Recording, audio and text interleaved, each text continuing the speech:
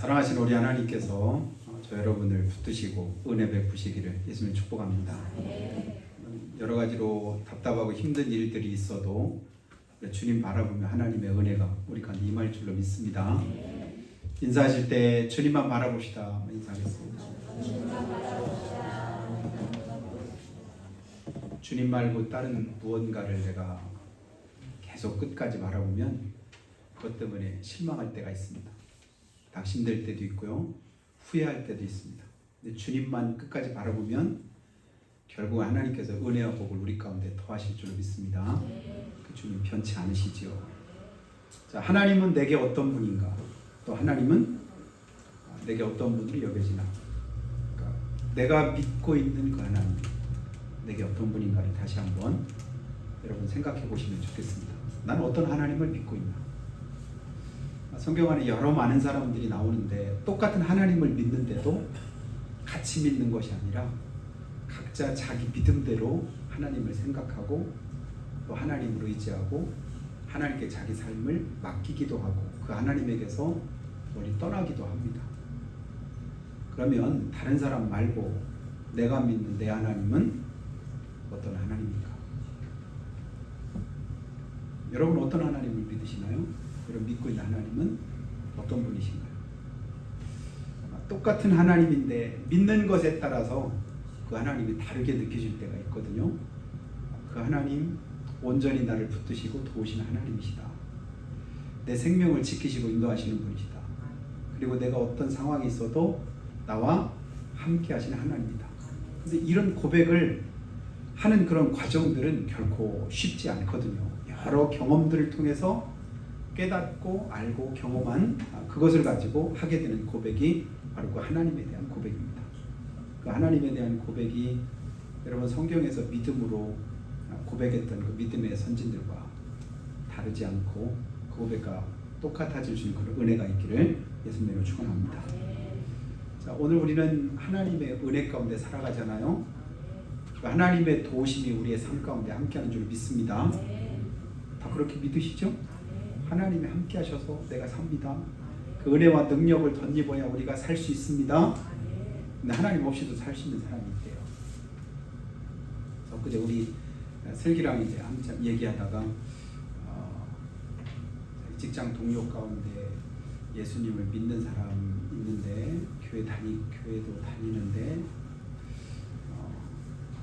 근데 둘이 결혼 전에 합의하기 뭐냐면 신앙생활도 하고 교회는 다닐 때 절대 11조는 절대 하지 말자. 이렇게 서로 합의해서 결혼했대요. 그래서 하나님에 대해서 똑같이 성경 말씀도 얘기하고 믿음도 얘기하는데 11조는 하면 안 된다. 왜? 할 수 있는 여유가 될 때 해야 된다. 내 경제적인 상황이나 여러 가지 이런 여건에 그렇게 지장을 받아가면서까지 할 수는 없다. 그렇게 얘기한다고 할 때 제가 생각할 때 그래서 슬기야, 아빠가 생각할 때는 그건 믿음이 아닌 것 같다. 그리고 그게 진짜 그 사람의 믿음이라면 내가 볼 때는 그런 믿음 가지고는 구원받기 어렵지 않을까 이렇게 생각한다. 왜냐하면 내가 하나님을 믿어요. 하나님이 누구신가를 알아요. 그리고 하나님의 그 말씀을 가지고 우리가 신앙생활을 할 때 그 말씀 안에 거할 때 그게 믿음이거든요. 그런데 하나님 말씀대로 살 때 지금 어려우니까 힘드니까 하나님 말씀대로 내가 못한다. 아니야. 어려울 때 하기가 더 쉬워. 여러분 1,000원 가지고 11조 하려면 얼마 해야 되는지 아세요?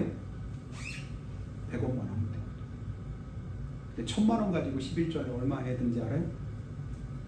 100만 원 해야 돼요. 1억 원 가지고 1억 원 이제 돈을 많이 벌었어. 그러면 11조 얼마큼 해야 돼요?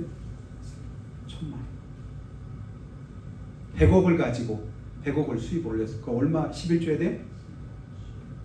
할 수 있어요? 100원 하는 게 쉬워요? 10억 원 하는 게 쉬워요? 결국은 내 그 고백은 뭐냐면 액수가 중요한 게 아니라 믿음 없는 고백이거든요. 결국 뭔가 봤더니 하나님을 내가 믿고 신앙생활을 하고 하나님의 뜻대로 산다고 하는데 결국은 그 말씀 앞에 내가 온전히 순종하지 못하는 거 뭐냐면 그건 불신앙이더라. 그러면서 사무엘상 15장 어제 보았던 새벽에 보았던 그 말씀을 제가 설명을 해줬거든요. 하나님이 사울을 버려서 왕이 되지 못하게 하실 때 하나님 뭐 가지고 하신지 아냐? 왕이 하나님의 말씀을 버렸으므로 하나님도 당신을 버려 왕이 되지 못하게 하였나이다. 그런데 그렇게 말씀하실 때 뭐냐면 아말렉이라고 하는 그 적군을 무찌르라고 하나님이 하셔서 그리고 아말렉에 가서 그곳에 있는 모든 것들 다 진멸하라고 하셨거든요. 남기지 말고 다 진멸해라. 사울이요 그 말씀에 순종해서 갔어요. 전쟁을 했어요. 전쟁에서 이겼어요. 사무엘 선지자가 왔습니다. 근데 어디서 막 소 우는 소리가 나고 양 우는 소리가 나는 거야. 왕이여 이게 무슨 소리입니까? 아 그건요 아말렉 전쟁에서 좋은 건 죽이기가 아깝잖아요. 그러니까 15장 사무엘상 15장 한번 집에 가서 보세요. 가치 없고 하찮은 것은 다 죽입니다. 하나님 다 죽이라고 하셨어. 근데 하나님은 가치 없는 걸만 죽이라고 한 게 아니라 다 죽이라고, 다 진멸하라고 했거든요. 근데 내가 생각할 때 이건 죽이는데 전혀 아깝지 않아. 버려도 있으나 없으나 나한테 손해가 안 되는 것 같아. 근데 이건 진짜 버릴 수가 없는 너무 아까워. 그래서 사울과 백성들이 같이 성경 보니까 사울과 백성이 똑같이 그런 마음을 가지고 좋은 것은 진멸하기를 기뻐하지 않고 그리고 남겨놨습니다. 근데 사무엘 선지자가 나중에 와가지고 아니 이게 뭐냐 하나님이 이렇게 말씀 안 하셨는데 왜 이게 이렇게 남아있지 했더니까 아 그건요 그때 이제 사울이 하는 말은 자기는 쏙 빼고 뭐냐면 백성들이 나는 안 그런데 백성들이 나는 안 하는데 옆에 있는 누가 그러니까 다른 사람 핑계를 대는 거예요. 그거 아깝다고 그러지 말자고 해서 어쩔 수 없이 저도 그랬어요. 근데 그냥 그런 게 아니라 그거 하나님께 제사하려고 뭐 하려고 했대요? 잡아먹으려고 한 게 아니래요. 내배 불리려고 한 게 아니라 하나님께 제사하려고. 그때 나온 말이 우리가 잘 아는 그 말씀이죠. 하나님이 뭘 기뻐하지 않으신대요? 하나님께 드리는 번제와 하나님께 드리는 제사를 하나님이 기뻐하지 않으시고 하나님 그거보다 더 기뻐하는 게 뭐라겠죠? 하나님 말씀대로 순종하는 거. 하나님 말씀대로 순종하는 게 제사하고 예배하고 하나님 앞에 헌신하고 충성하고 뭔가를 내가 열심을 다해서 하는 그것 그 열심이 그게 하나님을 기쁘시냐. 진짜 하나님 기뻐하는 건 하나님 말씀대로 순종하다 보니까 예배도 하고 순종하다 보니까 헌신도 하고 순종하다 보니까 나가서 어떤 일도 하는 것이지 순서 바뀌면 하나님과 상관이 없는 거예요. 그거 하나님만 기뻐하셔요. 하나님이 그것을 기뻐하지 않고 당신이 하나님의 말씀을 버렸으므로 하나님도 당신을 버려 왕이 되지 못하게 하셨나이다. 그리고 나서 그 다음에 이제 16장에서 다윗을 기름 부으시는 장면이 나옵니다. 다윗을 택할 때 거기까지 제가 설명을 했어요. 다윗이 있는 이새의 집에 갔는데 이새 아들들이 7명이 이렇게 이제 쭉 이새가 미리 준비시켜서 사무엘 앞으로 데리고 오는데 이새 아들 엘리압을 보고 나서 사무엘 선지자가 그 마음에 무슨 생각이 들었냐면 과연 왕으로 기름 부을 그 아들이 이 집에 있었도다. 이 생각을 머릿속에 가진 과연 키도 크고 잘생기고 이게 사울이었잖아요. 엘리압도 못지 않은 거예요. 아 과연 그때 하나님이 뭐라고 말씀하시냐면 내가 이미 그 용모와 신장을 버렸노라. 그게 누구예요? 사울. 다른 사람보다 어깨 위나 더 크다고 해요. 준수하대. 그러면 키 크다고 잘생겼다고 하나님 기뻐하시는 게 아니에요. 내가 볼 때 키는 나 정도면 되지 않을까. 내 생각에 다른 사람이 뭐라고 하든 어쨌든 그냥 내 생각 나 정도면 돼. 여러분 각자 다 그렇게 고백하시기 바래요. 근데 지금도 나는 키가 크기를 바래. 근데 내가 생각할 때 그냥 나 정도 하나님이 어깨 위나 더 큰 얼굴 잘생긴 그를 기뻐하신 것이 아니다. 1명, 2명, 7명까지 다 갔는데도 아무도 하나님이 내가 택한 자가 아니라고 합니다. 다 지나갔는데 그 이세한테 물어보죠. 네 아들 여기 다 왔냐? 아니요. 8번째 하나가 있는데 지금 들에서 지금 소 치고 있습니다. 양 치고 있습니다. 들에서 지금 일하고 있다고. 빨리 데리고 와요. 그랬을 때 마지막 아버지도 뭐 크게 그렇게 마음에 두지 않았던 다윗을 하나님께서 택해서 그를 뭐 하셔요? 기름 부어 왕으로 세우시고. 내가 가진 기준하고 하나님이 가지신 기준이 다르더라. 근데 하나님의 말씀대로 온전히 순종하고 그 뜻대로 행할 때 저는 그것이 진짜 믿음이거든요. 우리가 성경을 몰라서 예수를 못 믿든가요? 아니잖아요. 말씀을 알고 믿고 또 그 말씀대로 살아가고, 근데 어느 순간에 하나님 앞에 진실되게 그 말씀 앞에 우리가 고백할 때가 있어요. 하나님, 진짜 저는 죄인입니다. 진짜 저는 벌레 같은 자입니다. 진짜 하나님이 살아계시군요. 하나님의 말씀은 진짜 살았고 운동력이 있어서 어제나 오늘이나 영원토록 동일하신 그 말씀입니다. 그래서 그 말씀 앞에 생명을 걸고 내 삶을 온전히 맡길 때 진짜 이게 저는 구원 얻는 믿음이라고 그렇게 믿습니다. 그렇다고 우리가 구원 안 받았다 그 얘기는 하지 않아요. 근데 진짜 구원받는 믿음, 하나님이 진짜 살아계신 하나님이시고 그 하나님의 아들이신 예수님이 내 삶의 생명이시다라고 온전히 믿을 때 그 다음 각자 나타나는 반응은 각자 다르겠지요. 그 하나님의 하나님 되심을 온전히 믿고 또 신뢰하고 의지하는 여러분 될 수 있기를 주님으로 축복합니다. 그렇게 믿으면요, 뭐 나라가 시끄럽든 어지럽든 어떤 문제가 있든 힘들든 그것 때문에 크게 흔들리지 않습니다. 시편에서 말씀 보셨나요? 산이 흔들려 바닷 가운데 빠지든지 바닷물이 뛰놀고 요동을 치든지 어떻든지 간에 상관없이 나는 여전히 태연하리로다. 이 말을 주는데 내셔로 제가 말씀했잖아요. 천지가 개벽을 해도 하늘이 뭐 이렇게 막 바닷 가운데 땅 산이 막 흔들려가지고 바다에 빠지 지진이 나고 천둥이 치고 바닷물이 뛰놀고 별별 막 그냥 도저히 감당이 안 되는 어떤 상황이 온다 할지라도 나는 오히려 뭐 한대요? 태연하리로다. 어려운 시대, 혼란스러운 시대, 우리 예수 믿는 사람들이 가져야 될 자세가 이 시편 저자의 마음이 아닐까 저는 그렇게 생각합니다. 남들이 막 떠드니까 나도 같이 떠들어. 남들이 다 막 불안하면 나도 같이 불안. 믿는 사람과 안 믿는 사람의 차이가 뭘까요? 그때 우리는 오히려 거꾸로 가는 거예요. 오히려 그 세상 바라보지 않고 오히려 누구만 바라보는? 하나님만 의지하는, 하나님께만 맡기는 거예요. 하나님의 은혜를 그때 진짜로 한번 구해보는 거예요. 왜냐하면 모든 역사는 여러분 지금까지 누가 이끄셨죠? 하나님이 이끄시고 인도하신 줄로 저는 믿습니다. 아멘. 그 하나님의 은혜가 함께 하시고 역사하시는 거예요. 그래서 오늘 하나님은 뭐라고 말씀하냐면 10절에요. 나 여호와는 심장을 살피며 폐부를 시험하고 각각 그 행위와 그 행실대로 보응한다.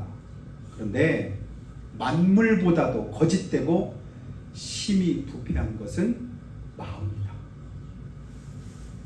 근데 그 마음을 볼 수 있나요? 그 마음을 분별할 수 있나요? 그 마음을 우리가 알 수 있어요? 우리는 몰라요. 말은 천사 같은 거. 천사같이 말해. 달콤해. 그 말이 얼마나 듣기 좋은지 몰라요. 그 말이 진짜 달콤하고 속삭일 때 그 말대로 하면 얼마나 좋을까. 근데 그 마음은 전혀 다를 수 있는 거예요. 심히 거짓되고 부패한 것은 마음이다. 누가 능히 이를 알려마는. 이 말은 무슨 말이에요? 아무도 몰라요. 아무도 몰라. 모른다고 주님 말씀하잖아요. 근데 아시는 분이 계십니다. 누가요? 하나님. 하나님은 심장을 살피고 폐부를 시험하고 각각 그 행위와 행실대로 결국은 뭐 하신다? 보응하신다. 그 하나님을 바라보시고 기대하시기를 예수님의 축복합니다. 그러면 결론은 하나님께서 내게 돼 있습니다. 저는 그 하나님을 믿고 그 하나님의 은혜를 기억합니다. 그래서 우리가 아는 대로 내가 이세 아들 다윗을 만나니 저는 내 마음에 합한 자라 내 뜻을 다 이루게 하리라고 사도행전에서 말씀을 하는데요. 그때 내 마음, 내 뜻, 내 중심을 하나님이 보시고 다윗을 기뻐하신 같이 저 여러분을 기뻐하고 이 나라 이 민족을 기뻐 받으시기를 예수님으로 축복합니다. 그리고 오늘 말씀 이제 여러분 17장의 5절 말씀 한번 보면요. 성경 펴셨으면 5절 한번 보시죠. 나 여호와가 이같이 말하노라 무릇 사람을 믿으며 육신으로 그의 힘을 삼고 마음이 여호와에게서 떠난 그 사람은 결과가 뭐래요? 저주를 받을 것이다. 누가 저주받는데요? 사람을 믿고 육신으로 그 힘을 삼고 마음이 하나님께로부터 떠난 그 사람은 결국은 뭐예요? 저주 가운데 거하게 된다. 이런 사람은 6절에 이렇게 비유하며 설명하죠. 사막의 떨기나무 같아서 좋은 일이 오는 것을 보지 못하고 광야 건조한 곳 건건한 땅 사람이 살지 않는 땅에 살게 될 것이다. 기회주의자 있잖아요. 조금 보면 유리할 것 같고 조금 보면 나을 것 같고 조금 보면 어떻게 될 것 같아서 금방 이리로 갔다 저리로 갔다 기회 보고 철새처럼 또 왔다 갔다 하고 어떤 상황에서 막 이러고 이런 분들은 결국은 그 결과가 좋지 못한 거 봅니다. 하나님도 그렇게 말씀하잖아요. 사막의 떨기나무 같아서 좋은 일이 오는 것을 못 본다. 그러니까 우리의 심령은 우리의 마음은 고린도전서 15장 58절에 말씀한 것처럼 견고하며 흔들리지 말기를 주님으로 축복합니다. 그러면 하나님께서 갚으신대요. 견고하며 흔들리지 말고 주의 일에 항상 힘쓰는 자들이 되라. 이는 하나님께서 다 갚으실 것을 우리가 믿기 때문에 그렇습니다. 그리고 오늘 말씀 13절에 보면요. 오늘 이제 말씀의 제목이 나오는데 13절 한번 띄워줘 보세요. 생수의 근원이신 여호와를 버림으로 말미암아 이런 일들이 일어나게 될 것이다. 여러분, 하나님은 이스라엘 소망이신 하나님, 그 하나님을 버리는 자는 다 결국은 수치 가운데 거하게 된답니다. 그리고 나서 그 하나님을 버리는 것이 왜 그에게 수치가 되고 저주가 되느냐? 그 하나님이 우리의 누구래요? 생수의 근원이 되신답니다. 그 하나님을 믿게 되기를 예수님은 축복합니다. 생수의 근원이신 하나님. 그래서 오늘 우리가 믿고 의지하는 하나님, 어떤 하나님? 생수의 근원이신 하나님. 근원이 뭐지요? 근원은 다른 말로 이렇게 말을 하면 생수의 근원은 생명의 근원이라는 말과도 똑같아요. 근본이, 그 중심이, 그 뿌리가 여러분 어떠냐에 따라서 그 삶의 결과가 다르게 되잖아요. 그래서 생수의 근원이신 우리 하나님을 버리면 결국은 줄이게 되고 목마르게 되고 결국은 기갈 중에 뭐 하게 될까요? 죽을 수밖에 없게 된다. 이 생수가 어떻게 반석에서부터 튀어나오지요? 이 생수가 어떻게 광야 한가운데서 엘림이라고 하는 그 12샘이나 되는 그런 이제 신선함을 하나님께서 허락해 주실까요? 하나님의 능력으로 하나님의 은혜로 하나님이 함께 하시는 곳이면 장소가 상관이 없더라고요. 환경과 여건이 문제가 안 됩니다. 하나님 언제나 거기서도 뭐하게 할 수 있어요? 생수를 솟구쳐 나게 할 수 있습니다. 에나꼬레 부르신 자의 샘이라고 했다. 목말라서 죽을 것 같은 그런 상황 속에서 삼손이 소리치니까 내가 죽겠나이다. 살려주세요. 에나꼬레 부르짖었더니 하나님이 툭 터뜨리셔서 생수가 솟아나게 하시더라. 그게 우리의 생명줄이 되는 것을 우리는 보게 됩니다. 여러분 수가성 여인 예수님께서 요한복음 4장에서 만나시잖아요. 만났을 때 물 달라고 하니까 뭐라고 말해요? 유대인인 당신이 왜 나한테 물을 달라고 해요? 평소엔 사람 취급도 안 해주더니, 그러니까 유대인들이 이제 이방인들을 대할 때 그 모습이었습니다. 근데 왜 나한테 물 달라고 합니까? 네가 떠먹어 이 얘기예요. 그랬더니 예수님 뭐라고 말씀하셨죠? 네가 내게 물 달라고 하는 자가 누군 줄 알았더라면 네가 나한테 물 달라고 했을 거다. 그리고 가만히 보니까 물을 기를 만한 아무것도 가지고 있지 않은데, 아니 무슨 물을 기를 수 있다고요? 지금 두레박은 내가 가지고 있는데 뭘로 나한테 물을 주겠다고 하는 겁니까? 도리어 묻잖아요. 생수의 근원이신 주님을 말씀하잖아요. 네가 주는 물은 마셔도 조금 있으면 금방 목마르지. 내가 내게 주는 물은 영원히 속에서부터 솟아나는 생수가 되리라. 이건 뭐냐면 예수님이 생명수시라고 하는 그런 말씀이에요. 생명의 근원.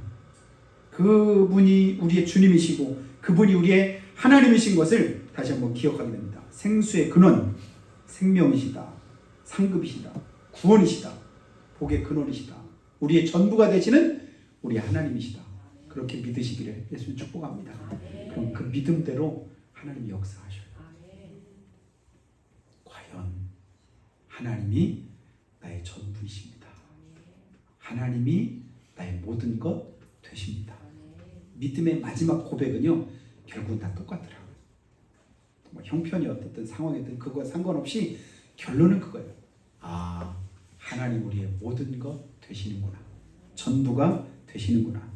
그 생수의 근원이신 하나님을 버리면 결국은 마르게 되어 있습니다. 기갈 중에 쓰러지게 되어 있습니다. 그 생수 되신 주님을 버리지 말고 끝까지 부여잡게 되기를 예수님의 축복합니다.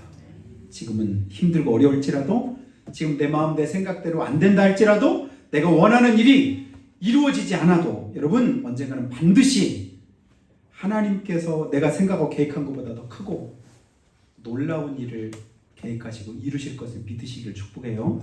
그래서 하나님이 사랑하는 자를 위해서 예비하신 모든 복은 눈으로도 볼 수 없고 귀로도 들을 수 없고 마음으로도 생각할 수 없는 것이었도다.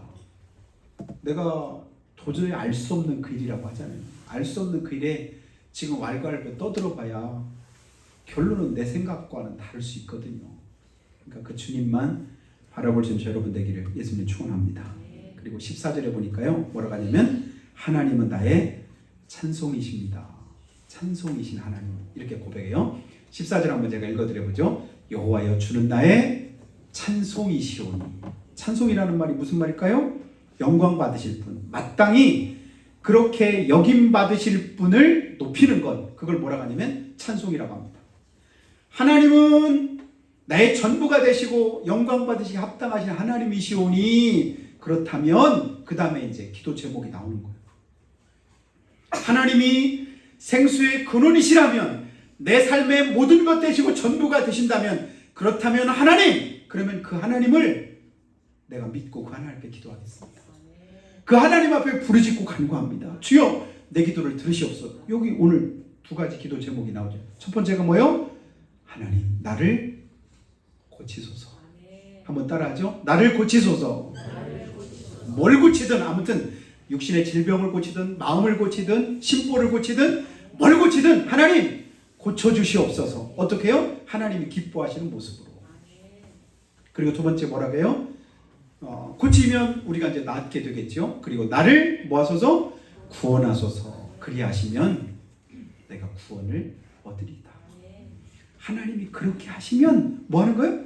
그렇게 돼요. 아멘. 너는 내게 부르짖으라 내가 내게 응답하겠고 네가 알지 못하는 크고 비밀한 일을 내게 보이리라 말씀하셨잖아요. 하나님은 그렇게 하면 그렇게 되게 하신다. 그 하나님 찬송 받으시게 합당하신 우리의 주님이심을 믿으시기를 예수님의 축복합니다. 나를 고치소서. 그러면 내가 낫겠나이다. 나를 구원하소서. 그리하시면 내가 구원을 얻으리이다. 나와 함께 하소서. 그러면 다윗과 같이 똑같은 고백 그대로 사망의 음침한 골짜기를 지날지라도 내가 해받을 것 두려워하지 않겠습니다. 그 은혜 가운데 그 믿음 안에 거하기를 축복하고요. 본문에서 우리가 읽진 않았지만 그 다음 뒤쪽에 있는 17절 한 절만 한번 더 보셔요. 17절에 보니까 뭐라고 하셔요? 주는 내게 두려움이 되지 마옵소서. 재앙의 날에 주는 나의 피난처시리이다. 하나님이 누구시래요? 재앙의 날에 나의 피난처가 되신다. 우리나라 역사, 아마 세계 역사를 쭉 보면 어려움이 있고 또 형통함이 있고 어려움이 있고 형통함이 있고 그런 일들이 계속 반복되는 그런 가운데 때로는 고난이 오히려 축복이 되는 그런 경우도 많이 있는 것을 우리는 보게 됩니다. 광야 생활 가운데 하나님께서 이스라엘 백성도 어떻게 인도하셨대요? 신명기 8장에 보니까 너희를 낮추시고 줄이게 하셨다. 낮추시고 줄이게 하셨다. 아니 선하신 하나님이 그들을 이끄시고 인도하신 하나님 왜 하나님의 사랑하는 백성들을 낮추시고 줄이게 하셨을까? 이유가 있었더라고요. 이는 사람이 떡으로만 사는 것이 아니요 하나님의 입에서 나오는 모든 말씀으로 사는 줄을 알게 하려 하심이니라. 목적하신 바가 있어. 하나님이 계획하신 바가 있어. 이루고자 하시는 뜻이 있어. 그 과정 속에서는 때로는 줄이게도 하시고 낮추게도 하시고 고난도 어려움도 허락을 하시는 걸 봅니다. 우리나라 역사 가운데도 하나님이 함께 하시기에 그런 역사를 통해서 더 큰 축복을 예비하셨다고 저는 믿습니다. 그 은혜의 주님 우리에게 두려움이 되지 마시고 또 하나님 우리의 피난처가 될 수 있는 그런 은혜가 있기를 예수님으로 축원합니다.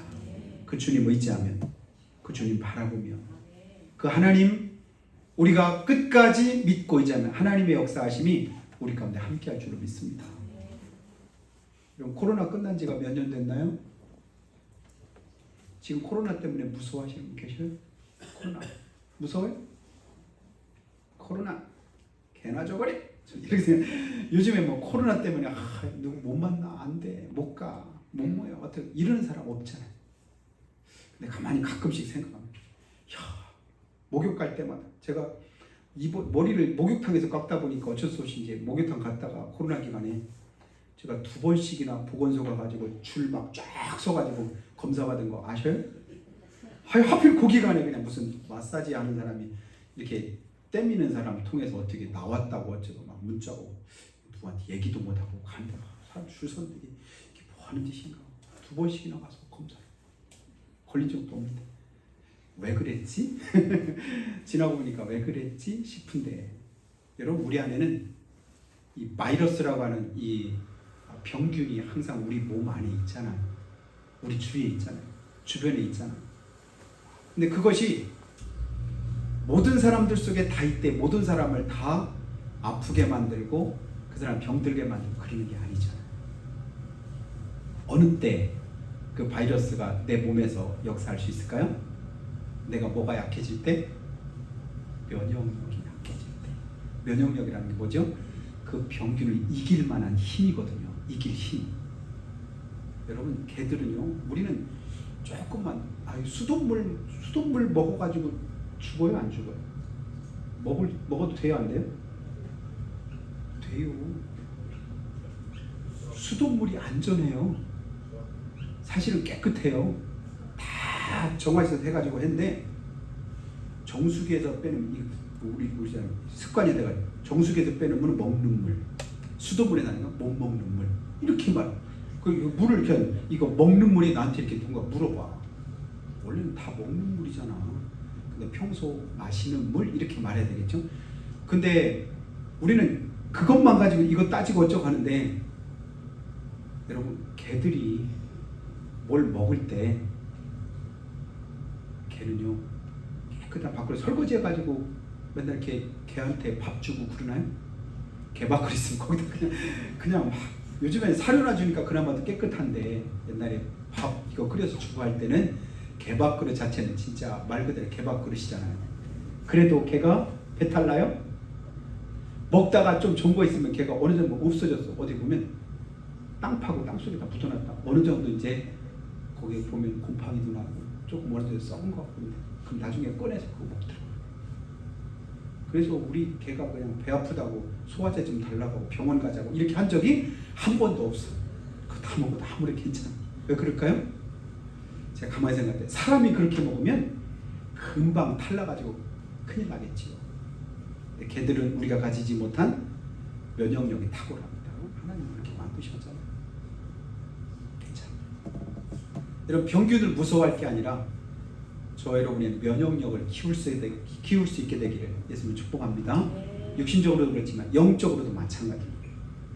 영적인 면역력을 키우셔요.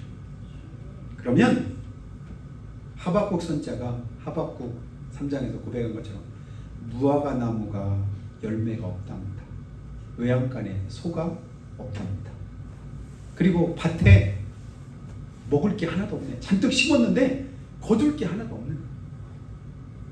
그리고 우리의 외양간은 있는데 다 뺏어가가지고 소도 없고 양도 없고 아무것도 없어요. 둘러봤더니 뭐가 있냐? 보니까 아무것도 없네. 그럴지라도 하박국 선지자는 뭐라고 하죠? 난 여호와를 인하여 기뻐하며 여호와를 인하여 즐거워하리로다. 상황이 여건이 그게 문제가 아니라 누구로 인해서? 하나님으로 인해서 기뻐하며 즐거워하리로다. 그 하나님 우리에게 생수의 근원이시고 구원자 되시는 우리 하나님이십니다. 그 하나님 바라보시기를 축복해요. 그 하나님 의지하시기 바랍니다. 그 하나님께 맡기고 우리 가정도 또 이 나라 이 민족도 주님께 맡기고 하나님의 은혜를 덧입어서 복이 되고 형통하게 되고 하나님의 역사하심이 함께하는 귀한 축복이 있기를 예수님의 이름으로 축원합니다. 같이 한번 기도할 때요. 원수마귀 사탄은 지금도 우는 사자처럼 두루다니며 삼킬 자를 찾습니다.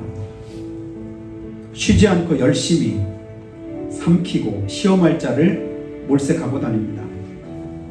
그러나 아무리 원수마귀가 설쳐돼도 우리가 영적으로 건강하고 신앙생활에 열심을 내면 꼼짝하지 못합니다. 그래서 바울사도는 그러므로 내 사랑하는 형제들아 견고하며 흔들리지 말고 항상 주의 일에 더욱 힘쓰라고 말씀을 합니다. 주님은 어려움의 때, 환난의 날, 재앙의 날에 우리에게 피난처가 되십니다. 생수의 근원이십니다. 그 하나님 아무에게나 그렇게 역사하지 않으시고 하나님을 가까이 하는 자에게 가까이 하시고 전심으로 찾고 찾으면 만나리라고 말씀했습니다.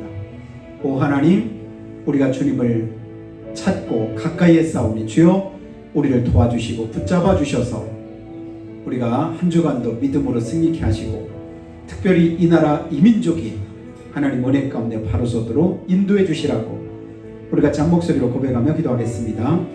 하나님 아버지, 은혜를 덧입기 원합니다.